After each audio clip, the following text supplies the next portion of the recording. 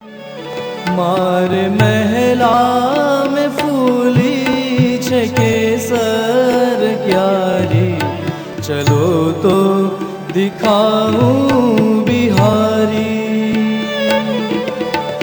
अति सुंदर बहुत अमोलक, अति सुंदर बहुत अमोलक, रंग रंगीली छे बारी, चलो तो दिखाऊं बिहारी। मार महला में फूली छे केसर कारी, चलो तो दिखाऊं बिहारी।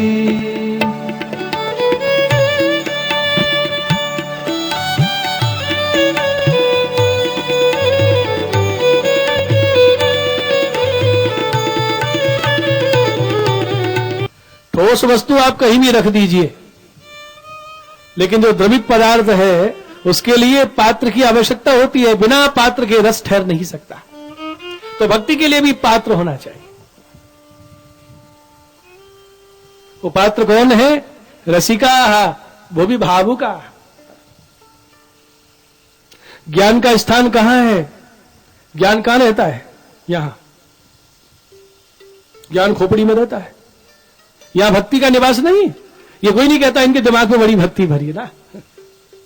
भक्ति का स्थान हृदय है और ज्ञान का स्थान सबसे ऊंचा है, माथे में रहता है ज्ञान। इसलिए कभी कभी ज्ञानी को अभिमान हो जाता है, मैं बड़ा ज्ञानी हूं, आओ कौन मुझसे शास्त्रार्थ करना चाहता है। ज्ञानी को ज्ञान प्राप्त करके अभिमान हो सकता है, लेकिन भक्ति को प्राप्त करके कभी अभिमान पैदा ही नहीं होता, क्योंकि भक्ति हृदय में विराजमान है और हृदय में भक्ति का दर्शन करने के लिए माथा को झुकाना पड़ेगा। जब तक माथा नीचे नहीं झुकाओगे हृदय में भक्ति का दर्शन कैसे होगा? अर्थात ज्ञानी में गर्व हो सकता है, लेकिन भक्त का भूषण है दीनता। क्या पहचान है कि इसके हृदय में भक्ति है? इसमें दैन्य है। जहां भक्ति होगी वहां दैन्य होगा, क्योंकि जो वृक्ष फलों से लद जाता है उसकी डाली झुक जाती है। जिसको भक्ति फल की प्राप्ति हो जाती है उसमें दैन्य आ जाता है। इस रस का बार बार पान करें। आलयम, जीवन पर्यंत, प्रलय पर्यंत, महाप्रलय पर्यंत मुहु मुहु पिबत्स, इस रस का पान करते रहें।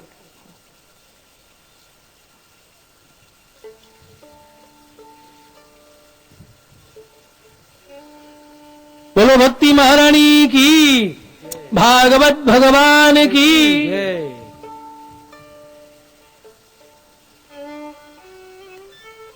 भाषा सौष्ठव की दृष्टि से भागवत का अनुपम महत्व है। जहां ये श्रेष्ठ काव्य के समान अत्यंत सरस है, वहीं दर्शन के समान परम गूढ़ भी है। इसकी गूढ़ता के कारण ही यह उक्ति प्रचलित हो गई कि विद्वान की परीक्षा भागवत में होती है। विद्यावताम भागवते परीक्षा। श्रीमद् भागवत भगवान श्री कृष्ण का साक्षात वांग्मय स्वरूप है। प्रथम स्कंद का विषय है अधिकार लीला। भक्ति में अधिकार को स्थान दिया गया है। जो जितना अधिकारी है उसको उतना ही फल फलित होता है। प्रथम स्कंद में 3 प्रकार के अधिकारी वक्ता श्रोता का परिचय है। निम्न अधिकारी, मध्यम अधिकारी और उत्तम अधिकारी। केवल अधिकारी वक्ता श्रोता का परिचय देना ही प्रथम स्कंद का विषय है। बोलो कृष्ण कन्हैया लाल की। महर्षि व्यास ने जिस भागवत की रचना की है, सूत जी महाराज सोनक ऋषियों को नैमिषारण्य में कथा सुना रहे हैं। 6 प्रश्न किए हैं सूत जी महाराज से और 6 प्रश्नों का उत्तर संपूर्ण भागवत है। एक प्रश्न का उत्तर 2 स्कंद में दिया है, तो 6 दूनी 12। इन 12 स्कंदों में 6 प्रश्नों का ही समाधान।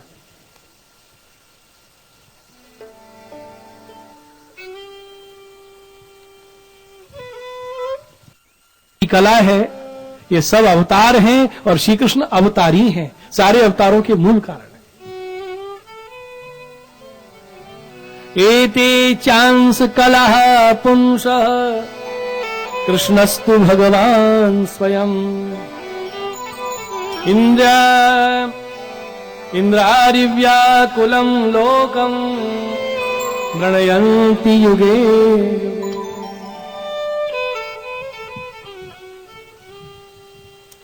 युग युग में जो अवतार लेते हैं ये सब अवतार भगवान श्री कृष्ण के ही हैं।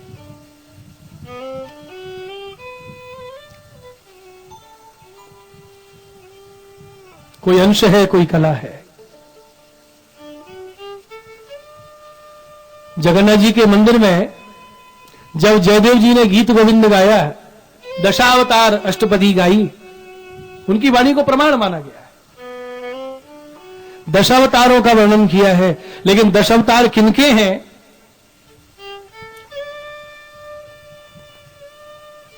केशव धृत कश्यप रूप जय जगदीश। कश्यप अवतार हुआ वो भी केशव कृष्ण का है। केशव धृत नरहरि रूप जय जगदीश हरे। नरसिंह रूप से कौन प्रकट हुए? श्री कृष्ण ही।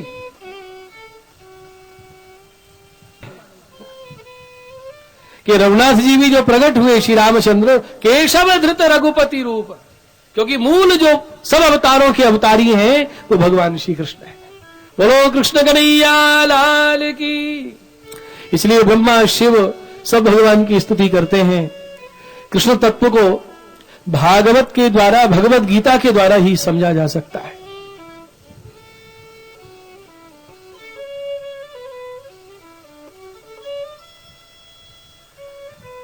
सब भगवान की माया के वश में हो जाते हैं, सबको भगवान नचाते हैं। ब्रह्मा जी सरस्वती में आसक्त हो गए, यद्यपि ब्रह्मा में विकार नहीं। नारद जी को भी विवाह की इच्छा हो गई, वो भी माया में मोहित हो गए। शंकर जी को भी भगवान ने मोहिनी रूप में आसक्त कर दिया, लेकिन भगवान के ऊपर किसी माया का असर नहीं होता। इसलिए निर्दोष विशुद्ध स्वरूप यदि भगवान का है तो भगवान श्री कृष्ण है। और ये बात श्री वल्लभाचार्य जी अंतःकरण प्रबोध में समझाते हैं, अपने आप को समझा के जगत को शिक्षा दे रहे हैं। अंतःकरण मद वाक्यम सावधानतया शृणु, कृष्णात् परम नास्ति देवं वस्तुतः दोष वर्जितम्। कृष्ण से परे कोई नहीं है, निर्दोष विशुद्ध स्वरूप भगवान श्री कृष्ण है।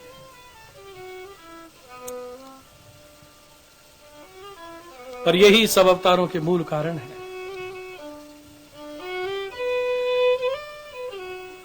बोलो कृष्ण कन्हैया लाल की।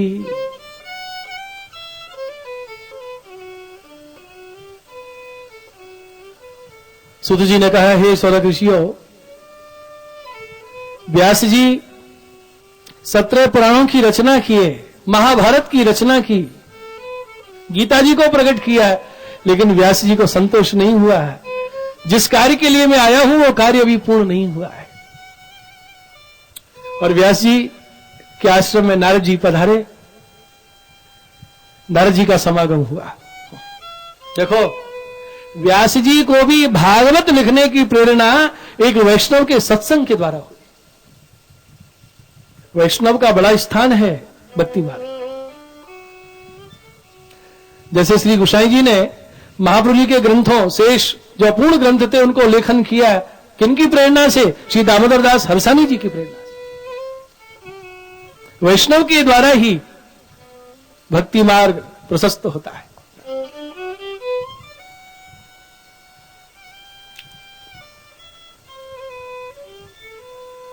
श्री गोसाई जी की इच्छा हुई कि जयदेव जी की अष्टपदी के ऊपर टीका करें, तो श्री हर्षानी जी ने प्रेरणा दी कि आप जयदेव जी के समान कोमल कांत पदावली में स्वतंत्र ग्रंथ की रचना कीजिए। और उनकी प्रेरणा से श्री गोसाई जी ने श्रृंगार रस मंडन ग्रंथ की रचना की।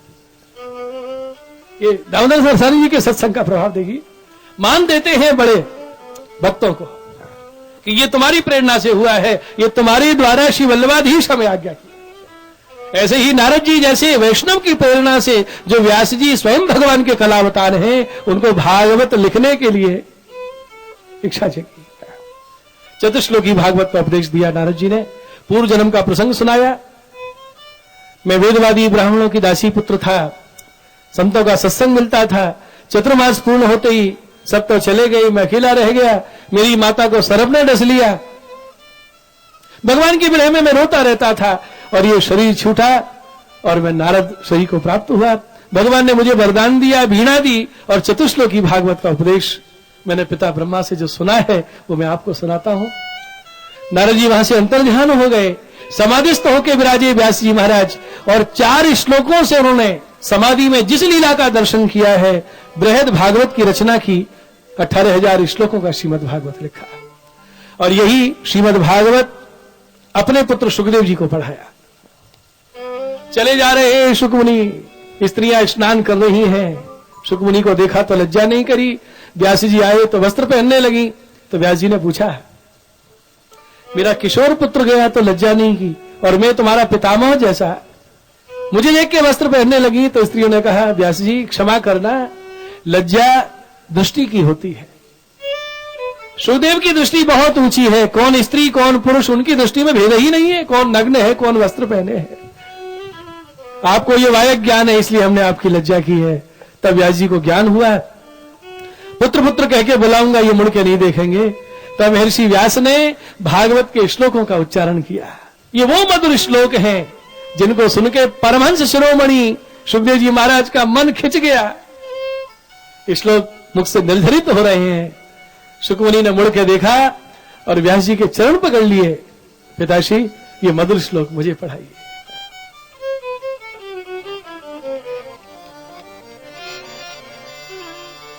ऐसे मधुर श्लोक व्यास जी सुना रहे हैं।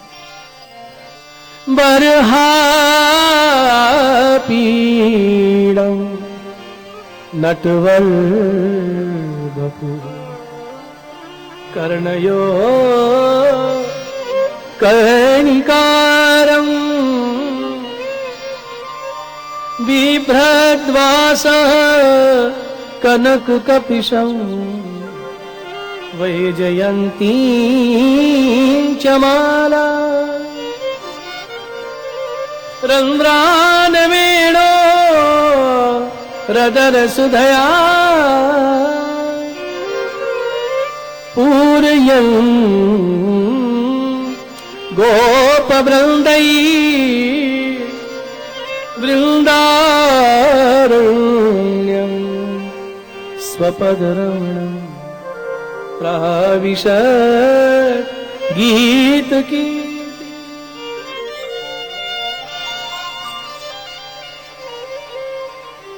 संपूर्ण भागवत सुखदेव जी को गान करके सुनाया।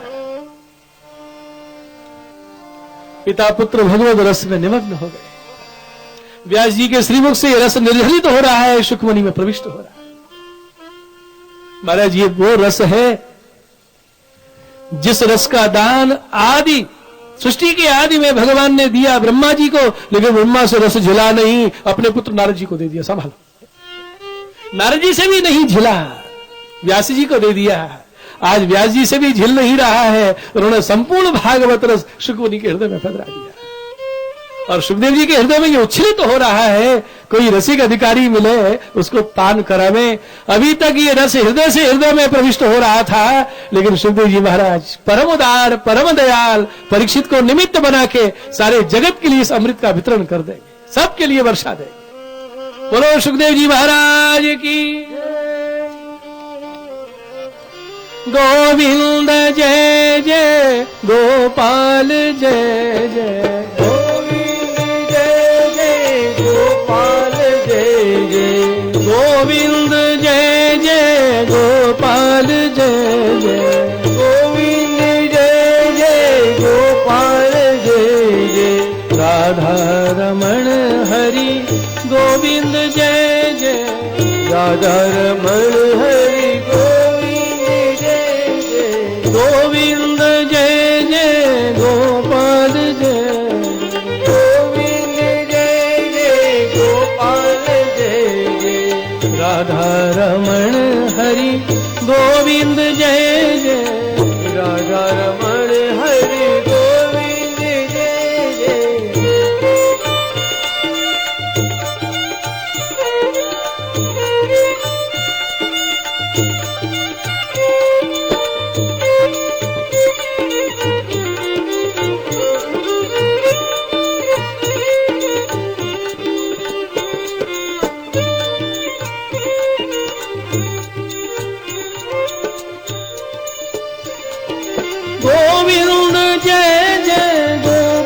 गोपाल जय जय गोविंद जय जय गोपाल जय जय गोविंद जय जय गोपाल जय जय गोविंद जय जय गोपाल जय जय राधा रमण हरि गोविंद जय जय राधा रमण हरि गोविंद जय जय गोविंद जय जय गोपाल जय जय गोविंद जय जय गोपाल जय जय राधा रमण हरि गोविंद जय जय राधा रमण हरि गोविंद जय जय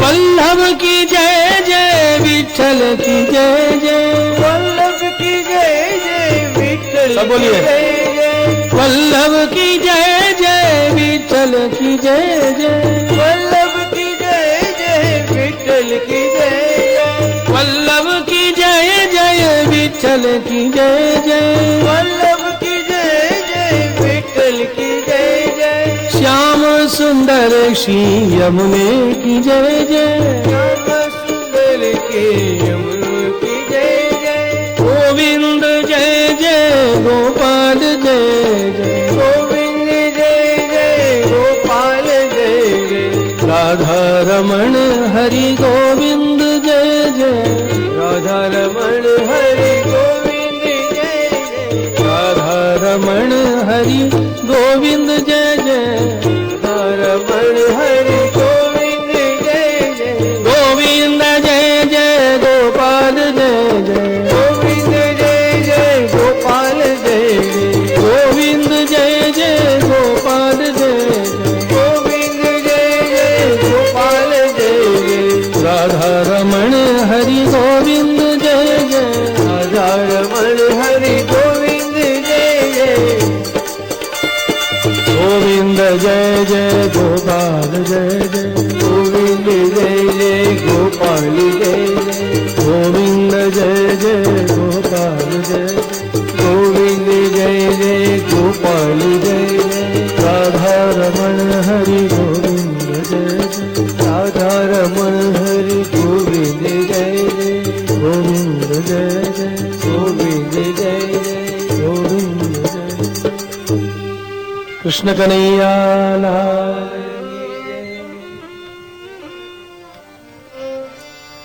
तद्वाग विसर्गो जनताग विप्लव यस्मिन् प्रतिश्लोकमवाद्यवत्यपि नामान्यनन्तस्य यशोऽङ्कितानि यत् शृण्वन्ति गायन्ति गृह्णन्ति साधव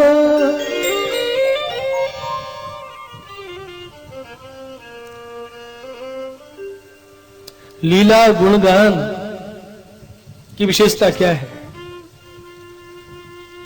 देखिए, वैदिक मंत्रों के लिए नियम है, अगर थोड़ा भी अशुद्ध उच्चारण हो जाएगा तो मंत्र का फल नहीं मिलता। और लीला गान कैसी है?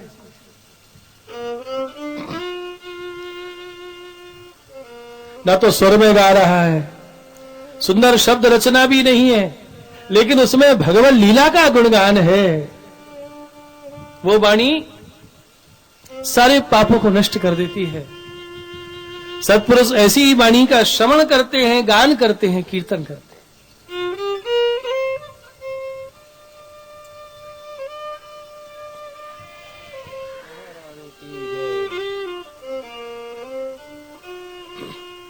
शिवल्लभाधीश की जय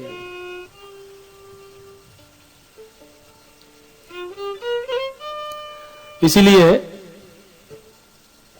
व्यास जी का असंतोष चिंता कब दूर हुई, जब उन्होंने भगवत लीला का वर्णन किया।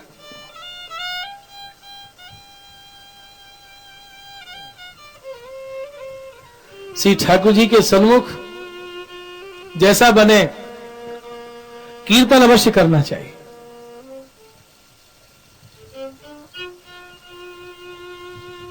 यह आज हमारा बड़ा सौभाग्य है कि इतने कठिन समय के अंतराल को सहन करते हुए भी आज इन भगवदियों की अष्टछाप की वाणी भूतल पर सुरक्षित है।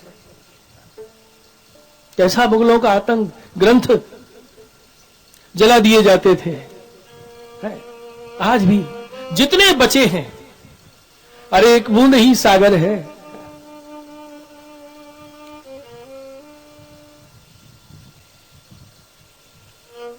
श्री गोसाई जी युग दृष्टा थे। सूरदास जी तो जनमान्य थे, वो तो लिखते नहीं थे, लेकिन जब सूरदास कीर्तन गाते ना तो श्री विठलनाथ जी ने लिखिया बैठा दिए थे कि ये जहां जो भी गावे तुम लिख लेना। परमदास जी आदि आवेश में गाते थे और लिखिया संग में है। गोसाई जी जानते हैं कि जीवों का पोषण इनकी वाणी के द्वारा होगा, और इनके मुख से जो निकल जाता है ये तो सिद्ध वाणी है। सदा गाइए, बोले राग नहीं आवे तो अनुराग में गाइए, गाना चाहिए। गोसाई जी को सेवक रूपा पोरिया है, बाने तो बेसरो बेढंगो गायो, लेकिन बाणी सुन के ठाकुर जी रीझ गए।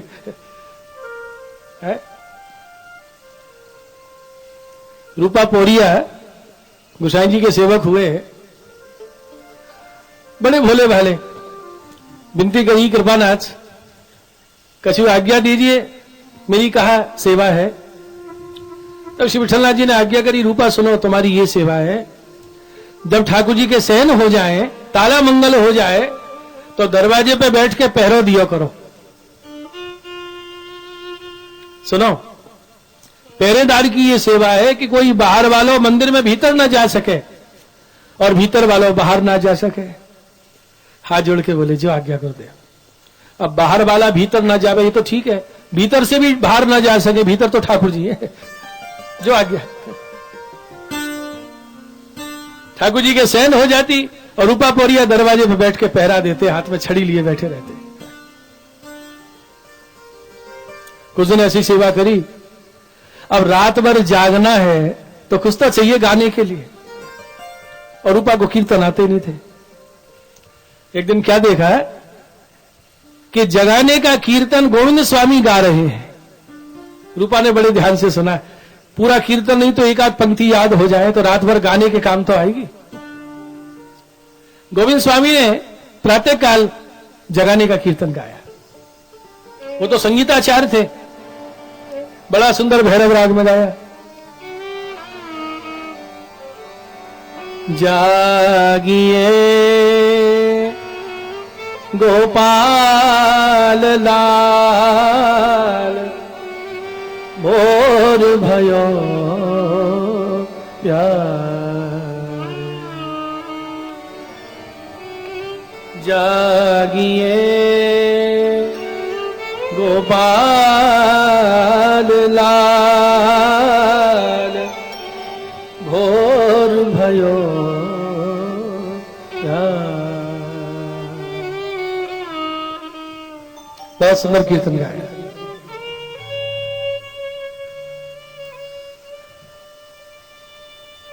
ठाकुर जी के शयन हो गई, रूपा प्रसाद लेके बैठे। अब रात भर जागना है, कुछ तो चाहिए गाने के लिए। वो सुबह के कीर्तन याद आ गया और रात को गाना शुरू किया महाराज। ना सुर ना राग, बेसुरा हल्ला मचाया। जागिए गोपाल लाल, भोर भयो प्यारे। जब ऐसा हल्ला मचा, पास में ही गोविंद स्वामी की कुटिया है। ये कौन बेसुरा अलाप रहा है? बाहर आए। रूपा ये क्या गा रहे हो? रूपा खड़े हो गए। वो आपने सुबह गाया था ना, वही गा रहा हूं। जानते हो ये कब गाया जाता है? अरे ये जगाने का कीर्तन है, और रात्रि हो गई है, ठाकुर जी सुख से तोड़ रहे हैं, तुम कहिए जागिए। और रात हो चुकी है, तुम कह रहे हो भोर भयो प्यारे। इस समय का कीर्तन नहीं है, रूपा ये प्रातःकाल गाया जाता है, तो मैं नहीं गाऊं ना। गोविंद स्वामी का सब बड़ा सम्मान करते थे। गोविंद स्वामी चले गए। अब रूपा की बड़ी इच्छा हो रही है गाने की, पर क्या करें, बैठे छड़ी लिए दरवाजे पे। दूसरे दिन प्रातःकाल अपरस स्नान करके जब श्री विठलनाथ जी सेवा में पधारे, श्रीनाथ जी को जगाए और मंगल भोग सजे हैं, तो क्या देखा, बड़े लाड़ पे कपोल पे हाथ फेर के पूछी, बाबा आज आपके नेत्र आरक्त क्यों हैं, आज नेत्र लाल क्यों हैं?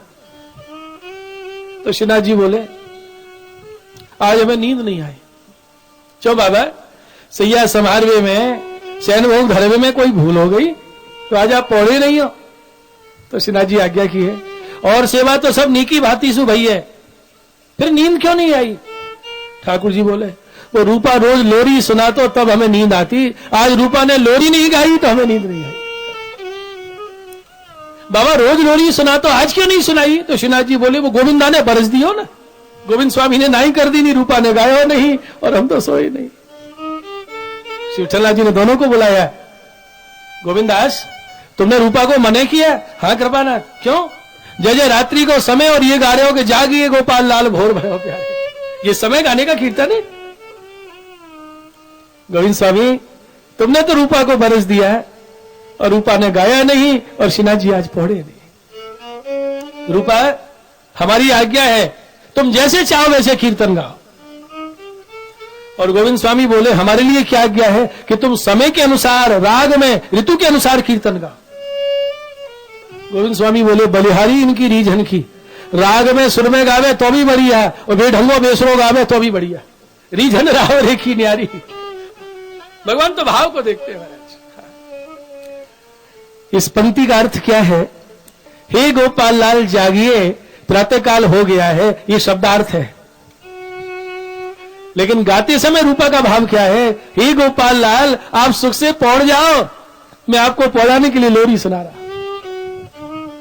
तो ठाकुर जी शब्दार्थ ग्रहण नहीं कर रहे हैं, वो भक्ति भाव से भावित होकर भावार्थ ही ग्रहण कर रहे हैं। रूपा के जागने का कीर्तन सुनकर श्रीनाथ जी पौड़ रहे हैं। पुष्टि प्रभु तो भाव के भूखे हैं।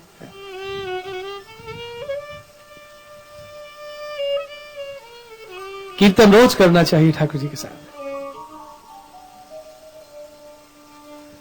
कुछ दिन सेवा करते हो गए, शरद पूर्णिमा की रात्रि आई, अब श्रीनाथ जी की विशेष कृपा हुई, ये रूपा रोज मेरी सेवा करे, आज जाए लीला के दर्शन कराना चाहिए। रात्रि में श्रीनाथ जी पधारे, मुकुट काचनी का श्रृंगार, शरद पूर्णिमा की रात है। दरवाजे के बाहर रूपा पोरिया बैठे हैं और भीतर से ठाकुर जी ने आज्ञा करी, रूपा और रूपा ने किवाड़ खोल दे। वो खिड़की होती है ना छोटी बड़े दरवाजे के बीच में, वो खोली रूपा ने। क्या देखा? कोटि कंदर्प लावण युक्त गोवर्धन नाथ जी विराज रहे। क्या झांकी है उस दिन महाराज। जो रूपा ने दर्शन करे स्तब्ध रह गए दर्शन करके। श्रीनाथ जी आज्ञा की, रूपा मुझे बाहर जानो है। जो भगवान ने खिड़की में से बाहर निकलने के लिए चरण उठाया ना, रूपा ने खिड़की बंद कर दी और क्या बोले, बाबा मैं ना जान दूंगा, गोसाई जी की आज्ञा है, जब ताला मंगल है जाए तो बाहर वालों भीतर ना जा सके और भीतर वालों बाहर ना जा सके। देखो इनको ये कृपा, ये शान भाव क्यों हो रही है कि भगवत आज्ञा हो रही है कि बाहर जाना है, लेकिन वो क्या बोले कि गुरुदेव की आज्ञा नहीं। इतनी गुरु निष्ठा महाराज। जबकि महाप्रभु तो यह आज्ञा कर रहे हैं, सेवा कृति गुरु आज्ञा, जब भगवान की इच्छा है बाहर जाने की। लेकिन जिनका गुरु में अनन्य भाव हो जाता है ना, अनन्य निष्ठा हो जाती है, उनकी गुरु निष्ठा देखकर ठाकुर जी भी उन पर प्रसन्न हो जाते। ऐसे बहुत उदाहरण मिलते हैं। अनन्य निष्ठा है कि हम तो इनको जानते हैं, ये कृपा नहीं करते तो आज ये दर्शन कैसे होते। रूपा है तो ना जान देगो, कैसे ना जान दूंगा, तो ऐसा कर तू मेरे साथ चल, और तू जब कहेगा जब लौटे आवेंगे। रूपा बोला हाँ ये ठीक है। श्रीनाथ जी बाहर पधारे, ताला मंगल किया और रूपा पौड़िया ने ठाकुर जी को कंधा पे पधराया और साथ लेके चले। श्रीनाथ जी कंधा पे विराज रहे हैं, चरण के नुपुर बज रहे हैं, रणकार हो रही है और रूपा दोनों चरणारविंद को हाथ से यूं पकड़े चले जा रहे। चंद्र सरोवर पारासोली पधारे, श्रीनाथ जी विराजे, स्वामी जी पधारी और युगल स्वरूप झूम झूम कर नाच रहे हैं, रास का दर्शन हो रहा है।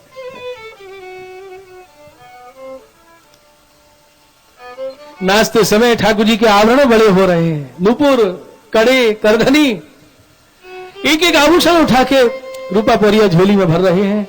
ये तो छोड़ के चले जाएंगे और मंदिर में आभूषण नहीं दिखे तो गोसाई जी मुंह पे खींचेंगे, पौड़िया तो तू हतो, ठाकुर जी के आभूषण कहां गए।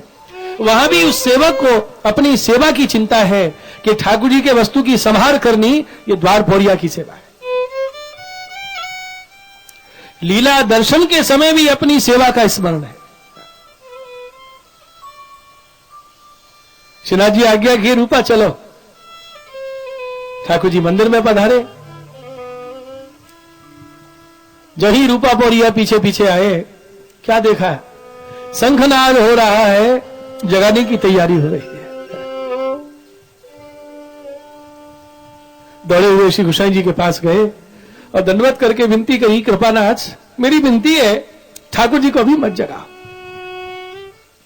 गोसाई जी ने पूछा क्यों, ऐसी समय रोज मंगला होती, जगाने का समय हो गया है। तब रूपा पौड़िया ने विनती करी, कृपानाथ एक बात बताओ, जगाए कब जाए, जब पौड़े हो, सारी रात जागे हैं। वो तो भली भाई जो मैं संग में चलो गए हो, सबरे आभूषण सामने लाके धर दिए कि तो छोड़ के चले आए और मैं लेके नहीं आता तो आप मुंह पे खींचते। श्री विठला जी का हृदय भराया, आंखों में आंसू झरने लगे। कैसी कृपा है ठाकुर जी की। सब सेवकों को बुलाया, शंखनाद बंद करा दिया। आज ठाकुर जी सारी रात जागे हैं, मंगला देर से होगी। और सब सेवकों को आज्ञा करी, ये ठाकुर जी कौन के हैं। सबने कहा आपके। कौन की आज्ञा से सेवा होती है, आपकी आज्ञा से सेवा होती है, हमारी आज्ञा से सेवा होती है। और हमें यही नहीं मालूम श्रीनाथ जी कब जागे कब पौड़े। सुनो, श्रीनाथ जी कब जागे कब पौड़े ये तो रूपा पौड़िया जानते हैं। आज पीछे हमसे आज्ञा मत लेना। अगर श्रीनाथ जी को जगाना हो, ये आज्ञा रूपा पौड़िया से लेना, क्योंकि रूपा पौड़िया जानता है कब श्रीनाथ जी जागे कब पौड़े। एक सेवक को, द्वारपाल को इतना मान दे रहे हैं, लेकिन उस भक्त में अभिमान पैदा नहीं हो रहा। बेसुरा बेढंगा गाया, तभी श्रीनाथ जी रीझ गए। मैं पहले ही निवेदन कर रहा हूं, सेवा में भाव ही प्रधान है। प्रभु भाव के ही वश में होते हैं, भगवान भाव के ही दृष्टा है। इसलिए सदा भगवान की लीला गान कीजिए। नामान्यनंत यशोंकितानि यत् श्रृण्वन्ति गायन्ति गृह्णन्ति साधवा। बोलो श्री गोवर्धन नाथ की।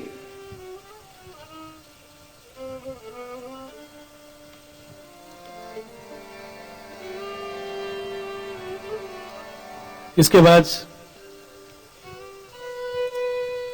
परीक्षित के जन्म की कथा का विस्तार पूर्वक वर्णन प्रथम स्कंद में किया है। और इसी वर्णन में कुंती स्तुति, भीष्म स्तुति, ये सारा विषय है।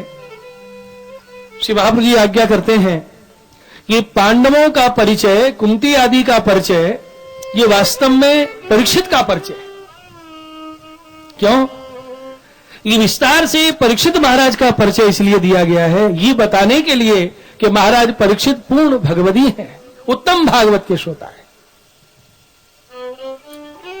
प्रथम स्कंद 19 अध्याय। 3 प्रकार के अधिकारी वक्ता श्रोता का परिचय है।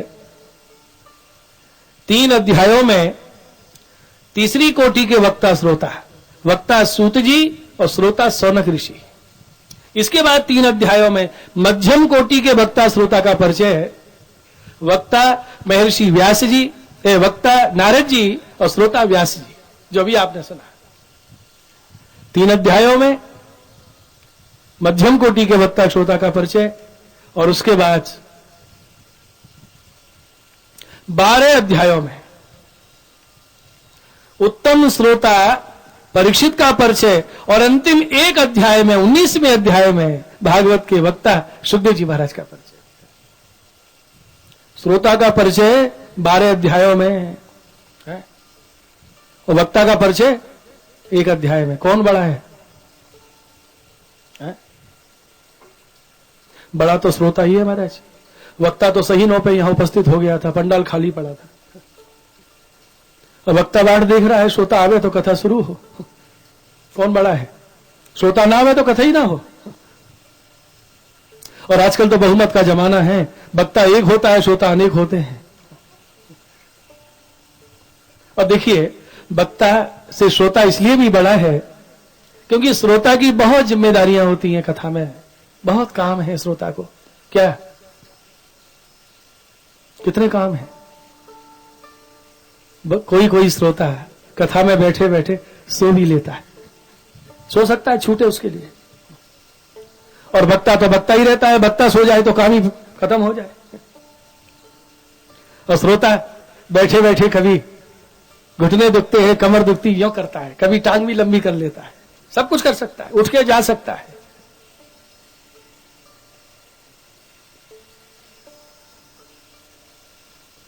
और श्रोता जमीन पे बैठ के कथा सुन रहा है ना, और वक्ता चौकी पे बैठा है। जमीन पे बैठे वो जमींदार और चौकी पे बैठे वो, देखो कितना बढ़िया बोल दिया। हमारे यहां श्रोता का स्थान ऊंचा माना है।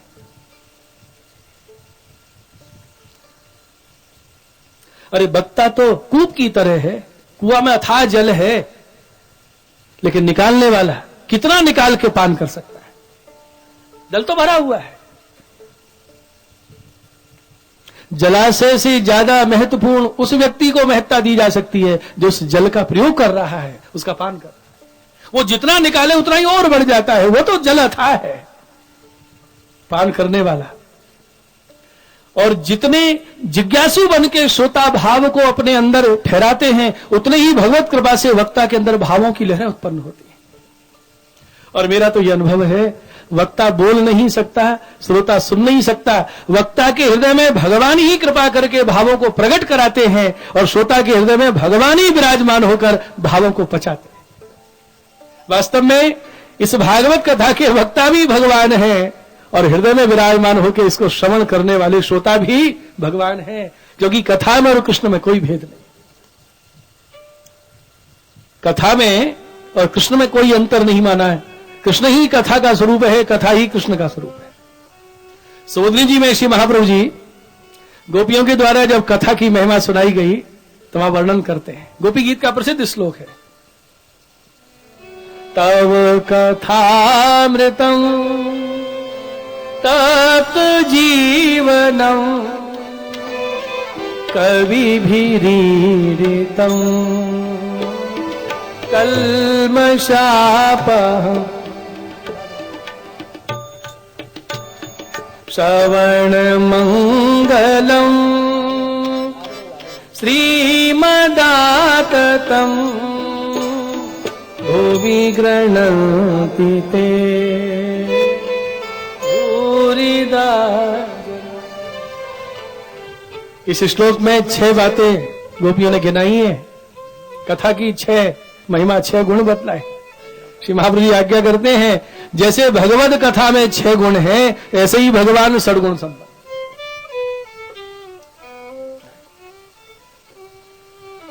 यथा भगवान स कथा अपितु अधिकाः। सुबोधनी जी, जैसे भगवान है वैसी कथा है, लेकिन कथा भगवान से भी बढ़ के है। क्यों?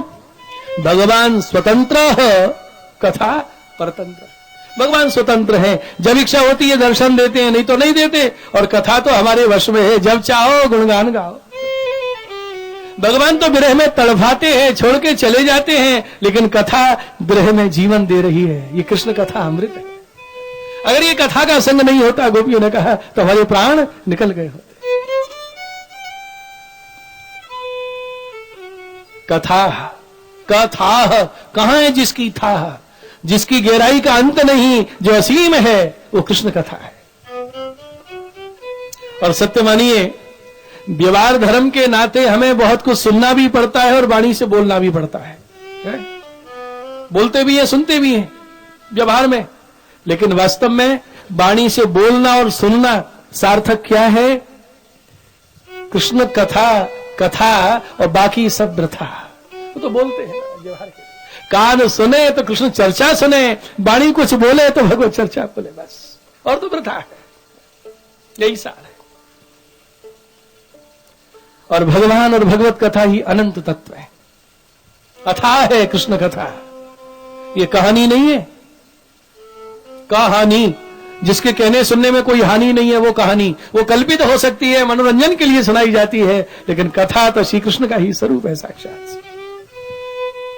वो कथा भगवान ही हृदय से प्रकट कराते हैं और भगवान ही श्रोताओं के अंदर ठहराते हैं।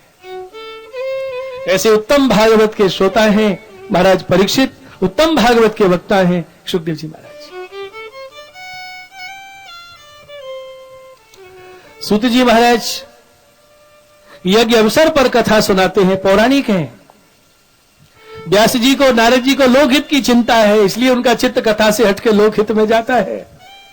लेकिन सुखदेव जी निर्गुण अधिकारी हैं, महाराज परीक्षित उत्तम श्रोता है, दोनों में पूर्ण वैराग्य है।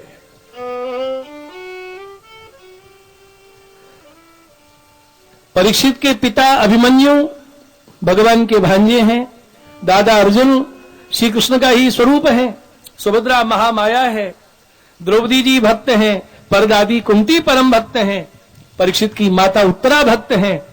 माने मातृकुल पितृकुल दोनों ही भक्त हुए, और ऐसे भगवती के कुल में परीक्षित जैसा भक्त हो जाए, इसमें क्या आश्चर्य है। इसलिए ये सारा जो विस्तार से वर्णन है, ये परीक्षित का ही परिचय है, ऐसा आचार्य चरण आज्ञा करते। परीक्षित के जन्म की कथा आप लोग श्रवण कीजिए।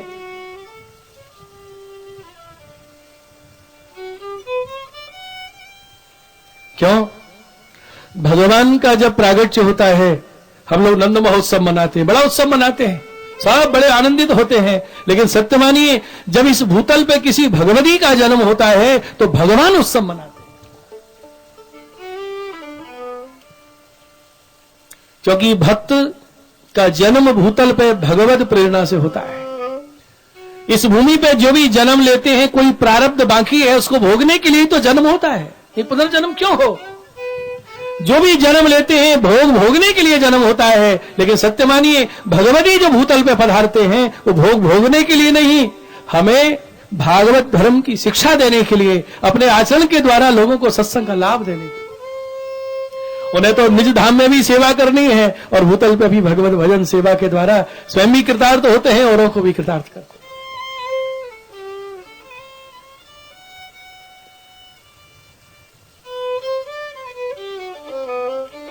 बोलिए परीक्षित महाराज की जय।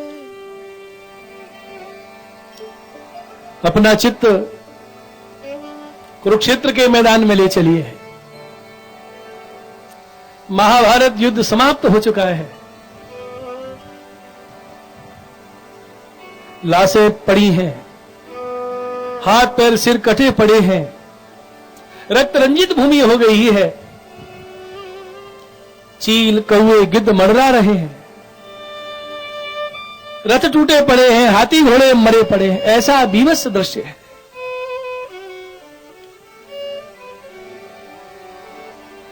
कुरुक्षेत्र में समंत पंचक सरोवर में दुर्योधन पड़ा है, भीम के गदा प्रहार से जिसकी जंघा टूट गई है। जल में पड़ा है दुर्योधन और तट पर खड़े हैं अश्वत्थामा। यदा मृधे कौरव संजयाना वीरेश्वथो वीरगतिं गतेषु ब्रकोदरा विद्धगदाभिमर्श भग्नोरुदण्डे धृतराष्ट्रपुत्रे। भीम के गदा प्रहार से धृतराष्ट्रपुत्र दुर्योधन की जंघा टूट गई। जीवन भर द्वेष की आग में जलता रहा, आज अंतिम समय भी ईर्ष्या की अग्नि में जल रहा है। अश्वत्थामा खड़ा है। दुर्योधन ने कहा, मेरे प्राण नहीं निकल रहे, एक बार एक समाचार मिल जाए कि 5 पांडवों में से एक तो मर गया। हमारे सारे भाई मारे जा चुके हैं और 5 पांडवों में से एक भी नहीं मरा।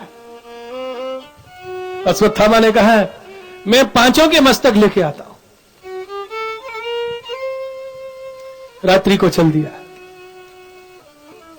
एक हाथ में तलवार है, दूसरे हाथ में थैला है।